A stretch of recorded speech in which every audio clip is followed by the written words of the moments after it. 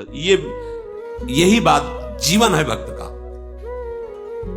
प्रभु से इतना अपनापन। मैं सठ हूं, सदा सदोष, बिल्कुल सत्य बात। मैं नीच हूं, अधम हूं, मूर्ख हूं, दुष्ट हूं, पर मैं अपनी प्रियाजू हूं बस। तो अवगुण करे समुद्र सम गनत ना अपनो जान, राई के सम भजन को मानत मेर। मतलब ये शब्द ऐसा है जो अभी इसी क्षण आपको भगवत प्राप्ति की योग्य बना देता है। अभी इसी क्षण आपको भगवत प्राप्ति की योग्यता दे देता है। क्या? अब आप इसमें देखिए, ये शब्द कब निकला है? न राज्य स्वीकृत, न कोई अन्य संबंध स्वीकृत। कह रहे हैं जब देखे बिनु रघुनाथ पद, जी की जलन न जाए।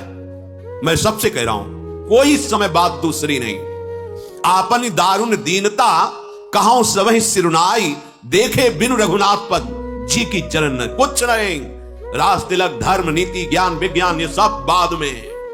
अब तो पहले रघुनाथ जी का साक्षात्कार तब आएगा ये बात। आपुन जान न त्याग है मोहि रघुवीर, मेरा प्रियाजू के सिवा कोई नहीं। बस ये बात जब आएगी तब आपका अपनापन प्रियाजू से सिद्ध हो गया। और ये अपनापन हो गया तो बस बाजी जीत गए। अपनापन अभी देह से है, देह संबंधियों से है, संपत्ति भोग यश कीर्ति से है। लाडली लाल जो अपने लगने लगे, देखो ना, मन के प्रतिकूल हुआ, तन के प्रतिकूल हुआ तो इष्ट छूट गए, गुरु छूट गए, धाम छूट गया, सब छूट गए। तो अपना क्या था? मन। अपना क्या था? तन। अपना क्या था? अपनी मानी हुई मान्यता। अगर अपना है श्री जी से तो श्री जी का धाम, श्री जी का नाम, श्री जी का रूप, श्री जी की लीला, और ये जिसने दिया है दाता को, हम कैसे? ये अपनापन, ये अभी इसी क्षण भगवत प्राप्ति की योग्यता प्रदान करता है। अपनापन। बड़े बड़े महापुरुषों से, पूज्य श्री स्वामी राम सुखदास जी महाराज की बहुत शोध करके, बहुत चिंतन करके बात समझ में आई कि इससे बड़ी कोई बात ही नहीं है कि मैं भगवान कहूं भगवान मेरे, मैं सिर्फ भगवान कहूं और भगवान मेरे, इससे बड़ी कोई बात ही नहीं। स्वामी जी महाराज बड़े बड़े महापुरुष अभी इसी क्षण सब बात बन गई। अपनापन प्रभु को। आपन जान न त्याग है मोहि रघुबीर भरोस। दो बात। अपनापन जिससे है उसका दृढ़ भरोसा। बस ये साधन भजन इसीलिए होता है। अपनापन, अपनापन हो गया ना हमारी लाडली प्रयागदास मामा जी गिरदा लगे हुए हैं, पलंग पे पड़े हुए, मौत विनोद में जैसे कोई वैष्णव है, मां कभी तुम्हें भजन करते हो तो देखते नहीं थे। उनका भजन करे जिसको जरूरत है। हमारे जीजा राम जी और जिज्जी सिया जी, और क्या ये भजन का फल प्रकट हो गया। जैसे हरिराम व्यास जी, काहू के बल भजन को काहू के आचार, व्यास भरोसे कुंवरी के सोवत पांव पसार। सोवत पांव पसार, अब विश्राम को प्राप्त हो गए। मेरी लाडली, मेरी महारानी। बस ये जो मस्ती है तब जागृत होती है। अभी अपनापन श्री जी को हम नहीं दे पा रहे हैं। पर यदि हम ये प्रार्थना करते रहे श्री जी से और सत्संग में जो सुनते हैं उसके अनुसार चलने की चेष्टा करें तो अपनापन हो जाएगा, पक्का हो जाएगा।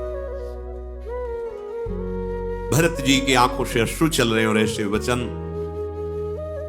मंत्री, माता, गुरु, नगर और नगर के नर नारी सब भरत जी की बात सुनकर के सब सराहना करते हैं कि राम प्रेम का मूर्तिमान रूप श्री भरत जी हैं।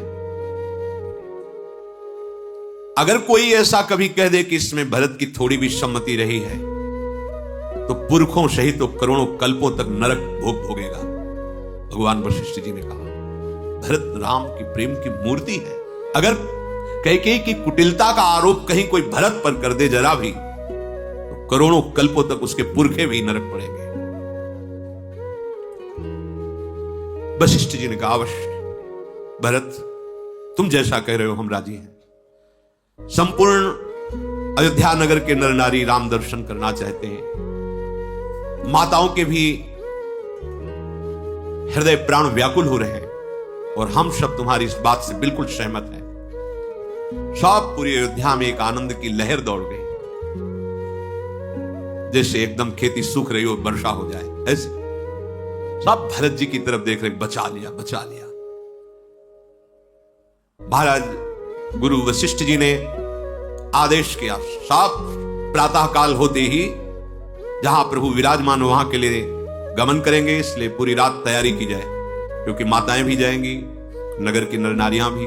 तो सारी व्यवस्था खान पान सुरक्षा की, चक्रवर्ती सम्राट की सेनाएं, कोई साधारण राजा थोड़ी। महाराज दशरथ सब भरत की सराहना करके कि बचा लिया, पूरी अयोध्या को बचा लिया, नहीं तो राम विरह में किस किस के प्राण चले जाते क्या पता। पर अब सबके जीने की आशा हो गई, क्योंकि भगवत दर्शन के लिए जा रहे हैं। रात भर सब तैयारियां होती रही, रथ घोड़े हाथी सब सैनिक जनों ने तैयारियां की। अब जब किसी को यह कह दिया जाता कि आप घर की रखवाली के लिए रहेंगे, तो ऐसा लगता मानो उसको मार दिया गया। जरऊ सुसंपत्ति सदन सुख, सुहृद मातु पितु भाई, सन्मुख होत जो राम पद, करे न सहेस सहाय। उस संपत्ति में आग लग जाए, उस घर में और सुख में माता पिता भाई बंधु रिश्ते नाते जो राम दर्शन में विरोध पैदा कर दे, जो प्रसन्नता पूर्वक राम दर्शन के लिए आदेश न करे। बड़ा हृदय जल जाता है उसका, जिसको कह देते हैं आप नगर की रक्षा के लिए रहो, ऐसा लगता मानो गला काट दिया। सुंदर सुंदर सवारियां सजाई गई, घोड़े हाथी, विविध प्रकार की खान पान की सामग्री। भरत जी ने हाथ जोड़ करके कुछ प्रधान जनों से कहा, देखो ये सब संपत्ति रघुनाथ जी की है और इसकी सुरक्षा और व्यवस्था अपने लोगों के ऊपर है। हमारे स्वामी की संपत्ति में कहीं भी कोई आंच नहीं आनी चाहिए, नहीं तो स्वामी द्रोह का पाप लगेगा। सब संपत्ति रघुपति के आही, जो बिनु जतन चलो तजिताही, तो परिणाम न मोर भलाई, पाप शिरोमणि साई दोहाई। इसलिए जिसके लिए जो गुरुदेव निर्णय करते हैं, यद्यपि बड़ा कठिन है, इस सब दर्शन के लिए जा रहे हैं, उनको यहां रुकना पड़ेगा, पर उनको रुकना चाहिए और प्राणपण से अयोध्या की और संपत्ति की रक्षा करनी चाहिए, क्योंकि अयोध्या और संपत्ति हमारे स्वामी श्री राम की है, इसलिए वो राम सेवा होगी। सेवक वही है जो स्वामी की आज्ञा का पालन करे, चाहे कोई करोड़ों दोष क्यों न लगावे, पर अपने स्वामी के साथ कभी विश्वासघात न करे। ऐसा विश्वास पात्र सेवकों को भरत जी ने उपदेश किया। भरत जी की आज्ञा पर सब तत्पर थे, व्यवस्थापक रक्षक, ये जो जिनको रखा हुआ अयोध्या में रहे। फिर भरत जी माता के पास गए, कौशल्या जी के पास, और सुंदर सुखासन पालकियां, उनमें माताओं को विराजमान किया। पूरी रात बीत गई थी नगर के लोगों को जागते हुए कि सुबह हो और राम दर्शन के लिए चले। सब पूरी अयोध्या, उनकी सुरक्षा के लिए चतुरंगिणी सेना चक्रवर्ती सम्राट महाराज की, और फिर माताओं की पालकी। भरत जी ने विनय किया कि राज तिलक का पूरा सामान लेकर चला जाए, क्योंकि वन में हम भगवान श्री राम का राज तिलक करेंगे, अयोध्या नरेश भगवान श्री राम होंगे। वशिष्ठ जी ने भी सहमति दी, ठीक है ऐसा ही कर। मंत्रियों ने वंदना करके तत्काल राज तिलक की जो तैयारी थी ही पहले राम जी के राज तिलक की, तभी तो वनवास मांगा गया, वो सब सामग्री। वशिष्ठ जी और अरुंधति जी अग्निहोत्र की सामग्री लेकर स्वर्ण रथ पर विराजमान हुए। फिर सब ब्रह्म ऋषि बैठे, फिर सवारियों पर चढ़ करके नगर नारी जो जिस योग्य था सबको, सेवकों को अयोध्या की सेवा दे करके श्री राम के चरणों का स्मरण करके भरत और शत्रुघ्न चले। सबके हृदय में अब बड़ा उल्लास है कि सिया राम लखन के दर्शन होंगे। लाखों हाथी हाथिनियां, चतुरंगिणी सेना भारी, पर भरत जी पैदल चल रहे हैं, भरत जी और शत्रुघ्न जी। माता जी कौशल्या जी अपनी पालकी भरत जी के समीप लाकर कहा, बेटा अभी तो बहुत दूर है जहां प्रभु विराजमान है, इसलिए तुम्हारी बलैया लेती हूं, तुम्हारी आज्ञा का पालन करो, रथ पर बैठ जाओ। अगर तुम नहीं बैठोगे तो सब नगरवासी पैदल चलेंगे, फिर सबको कष्ट होगा, इसलिए सबको सुख देने के लिए हमारी आज्ञा का पालन करो। कौशल्या जी को प्रणाम करके रथ पर विराजमान हो गए भरत जी और शत्रुघ्न जी। पहले दिन तमसा के तीर निवास हुआ। कोई कोई तो केवल दुग्ध पान करके रहे, कोई एक बार फल ले लिए, कोई एक बार थोड़ा सा प्राण पोषण के लिए अन्न ले लिए। रात भर सब नाम कीर्तन, महापुरुषों के चरित्र ऐसे गाए गए, किसी को नींद कहां है। पूरी रात निवास करने के बाद सब चले। दूर से दिखाई दिया श्रृंगबेरपुर।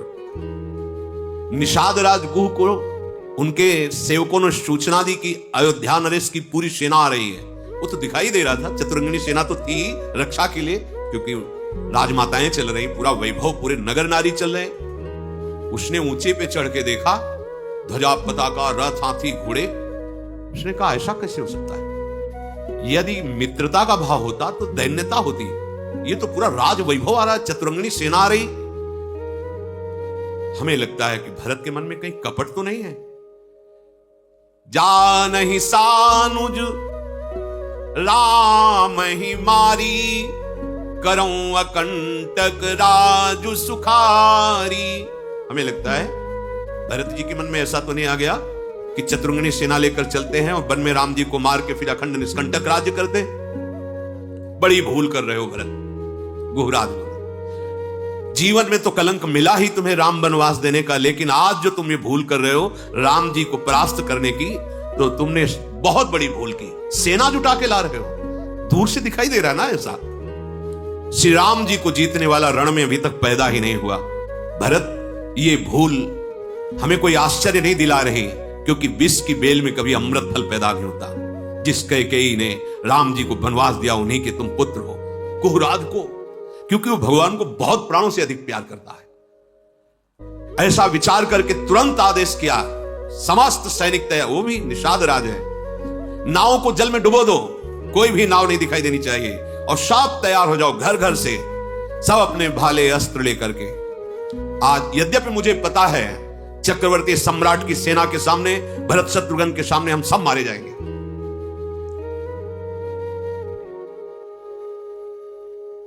मेरी सामर्थ्य नहीं, कहां छोटे छोटे भाले और कहां चक्रवर्ती सम्राट की सेना, पर मुझे आज सौभाग्य मिलेगा, प्रभु के लिए अपने प्राणों को न्यौछावर करने का सौभाग्य मिलेगा।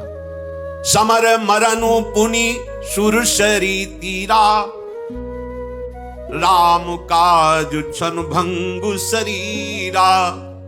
भरत भाई नृप मैं जननी चू, बड़े भाग पाई अस्मीचू।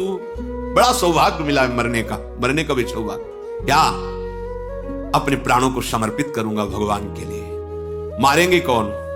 भरत जी, शत्रुघ्न जी मारेंगे, जो भगवान के भाई हैं। मरूंगा कहां? गंगा के किनारे। बड़ा सौभाग्य है। वीरों, सब तैयार हो जाओ, एक क्षण भी विलंब मत करो। स्वामी के काज के लिए आज मैं अपने प्राणों को समर्पित करूंगा और 14 भुवन में हमारा यश गाया जाएगा। यद्यपि मैं जानता हूं कि सेना के सामने मैं कुछ नहीं हूं, पर मैं जीते जी इनको गंगा पार नहीं होने दूंगा। साधु समाज न जाकर लेखा, राम भगत महु जासु न रेखा। जाय जियत जग सो मही भारू, जननी जौवन बिटप उठारू।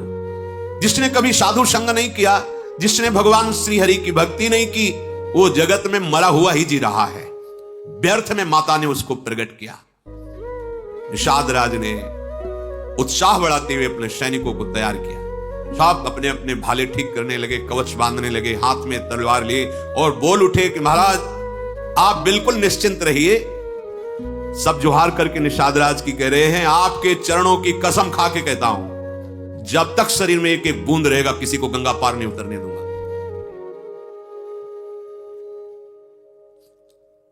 भगवान के लिए समर्पण, यहां जो हमें दिखाई दे रहा है समर्पण, मेरे प्रभु के लिए विरोध करने की भावना से जा रहे हैं। यदि हम बहुत छोटे हैं, हमारे ना अस्त्र है, ना शस्त्र है, ना वैसे शूरवीर, ना हाथी है, ना घोड़ा है, ना रथ है, पर जीते जी गंगा नहीं उतरने। ये भगवत प्रेम, ये समर्पण मेरे प्रभु के प्रतिकूल ऐसा नहीं हो सकता। निषाद राजगुरु ने भगवान के चरण तलवे का स्मरण किया, रघुनाथ जी के, और अपनी छोटे छोटे धनुही, तलवार, कवच, सिर पर लोहे का टोप, कोई फरसा, कोई भाला, सब एकत्रित कर लिए और सब निषाद राज गुह का बल बढ़ा रहे। चिंता मत कीजिए महाराज, ये अयोध्या की सेना आपको भागती नजर आएगी, क्योंकि हमारे पास भगवान श्री राम के चरणों का बल है। आप देख लेना, आप निराश मत। कहां चतुरंगिणी सेना और कहां कुछ इने गुने। राम प्रताप नाथ बल तोरे, करहि कटक बिनु भट बिनु घोरे। महाराज आप देख लेना, भगवान श्री राम के प्रताप से और आपके उत्साहवर्धन से, बल से मैं अयोध्या को भागती हुई सेना को दिखाऊंगा आपको। ये सेना भागती जा रही है, ये राम विरोध में आगे वो एक कदम नहीं बढ़ सकते। बहुत उत्साह है। इतने में जे ही चलने लगे तो बाईं तरफ छींक हुई। तो एक शकुन पहचानने वाला वृद्ध शूरवीर था, उसने कहा रुको, मुझे लगता है कि हम लोग गलत विचार से हैं। ये शकुन बता रहा है कि वो युद्ध के लिए नहीं जा रहे हैं। हमें लग रहा है कि हम गलत विचार से युक्त हो गए, भरत जी पर दोषारोपण कर रहे हैं। उचित ये रहेगा कि पहले जाकर के बात समझनी चाहिए कि वहां मामला है क्या। यदि वो युद्ध के लिए जा रहे हैं तो आप जाइए और सनकार भर देना, हम सब टूट पड़ेंगे। पर पहले एक बार आप जाकर ये बात तो समझे कि वो युद्ध के लिए जा रहे हैं या दर्शन के लिए जा रहे हैं, या क्या भाव है उनके अंदर। सबने एक बात ये स्वीकार की, बहुत सुंदर। गुरुराज ने कहा जाओ सब जहां जहां स्थान बताए वहां वहां सब छुप जाओ, हम स्वयं जा रहे हैं और हम तुम्हें संकेत करेंगे। अगर ऐसा संकेत करें तो जान लेना युद्ध करना है, अगर ऐसा संकेत करने तो जान लेना वो मित्रता के लिए आए हैं। अब उसने कुछ कंदमूल फल लिए भेंट के, और दो चार अपने साथी आगे गए बढ़ के। सबसे आगे रथ था भगवान वशिष्ठ जी का, अरुंधति जी के साथ, और अंगरक्षक चले क्रमशः फिरे से, माताओं के फिरे से। ऐसे वशिष्ठ जी ने देव ही देखा कि वही निषाद है जिसकी बात हमने सुनी थी सुमंत्र जी से, कि वो मित्रवत व्यवहार करके भगवान के लिए सैया रचना करना, रात भर जगना लखनलाल के साथ। वशिष्ठ जी को बड़ी प्रसन्नता, मुस्कुराए, तो ये मुस्कुराए, उसे प्रणाम किया और बताया दूर से ही दंडवत करके कि मेरा ये परिचय है, मैं निषाद राजगु हूं। भगवान जब श्री राम जी आए थे ऐसा ऐसा। भरत जी पीछे ही थे, जे ही सुना कि भगवान की सेवा की, सैया रचना की, भगवान ने इनको गले लगाया तो कूद पड़े रथ से, दौड़ते हुए, आंसू बहाते हुए, लपेट लिया हृदय से गुह को। अब तो उसके हृदय की ऐसे महाप्रेमी के प्रति मैं क्या सोच रहा था। पीछे हटे और साष्टांग दंडवत भरत जी को किया। करत दंडवत देखिते भरत लीन उर लाई, मनहु लखन सन भेंट भई, प्रेम न हृदय समाई। देखा, साष्टांग दंडवत करे, गुरुराज को उठाकर हृदय से लगा लिया, और ऐसा सुख भरत जी को मिला मानो लखन लाल को हृदय से लगा रहे। निषाद भरत जी के जब हृदय से लगा तो इतना प्रेम, क्योंकि प्रेम स्वरूप भरत, रोमांच, पुलकावली, अश्रु। अरे राम राम कही जे जमुआही, तिन्हीं न पाप पुंज समवाही। कोई आलस्य में भर करके जमुआई लिया, राम राम ऐसे बोल दे तो उसके सारे पाप नष्ट होते हैं। फिर यह तो राम लाई उर लीन्हा, कुल समेत जग पावन। इसको तो भगवान ने अपने हृदय से लगाया था, आलिंगन किया था निषाद राजगुह का। इसने तो कुल समेत जगत को पावन कर दिया। त्रिभुवन में कोई भी हो, जिसने नाम का आश्रय ले लिया, वो जगत पावन करने वाला बन जाता है, जिसे भगवत साक्षात्कार हो गया, जो भगवान के श्रीअंग का स्पर्श पाया। इसमें कोई आश्चर्य नहीं है। युग युग से ये रीति चली आ रही है कि जो प्रभु को अपनापन दे देता है, भगवान उसको सबसे बड़ा कर देते हैं, सबसे बड़ी बड़ाई दे देते हैं। पक्का मान, जिसने अपनापन केवल प्रभु से कर लिया तो प्रभु उसे अपने समान बना देते हैं। तस्मिन् तज्जने भेदा भावा, वो भगवत स्वरूप हो जाता है। सब अयोध्या के जन बहुत प्रसन्न मुद्रा से निषाद राज को देख रहे। अच्छा, इसने प्रभु के साथ यहां वार्ता की, ये सैया रचना की, अच्छा ये वही निषाद है। सब अयोध्यावासी प्रेम से देख रहे हैं। निषाद राज तो मानो विदेह हो गया हो, अयोध्या के जनों का प्रेम पाकर, वशिष्ठ जी की कृपा पाकर, भरत शत्रुघ्न का प्रेम पाकर उसके मन में बहुत अंदर ही अंदर दुख और आनंद, दो धाराएं चल रही। आनंद इस बात का कि ऐसा स्वभाव, दुख इस बात का मैं क्या सोच रहा था, इनके लिए क्या सोच। ये अच्छा हुआ भगवान ने जो छींक से संकेत में वो बुलवा दिया, नहीं तो यहां तो सब भगवत दर्शन की लालसा से जा रहे थे, पर भगवान ऐसा होने ही कहते देते। वो तो भाव कैसा है ये प्रकट करा दिया कि जीवन समर्पित भाव है। भरत जी ने पूछा आप कुशल से हैं? तुम खा कुशल तो अब हुआ आपके चरणों का दर्शन करके। निषाद राजगुह ने कहा हमारी करोड़ों पीढ़ियां तर गई महाराज आपके दर्शन से। प्रभु आप तो जानते हैं, समुझी मोरी करतूती, कुल प्रभु महिमा जिय जोई, जो न भजय रघुबीर पद।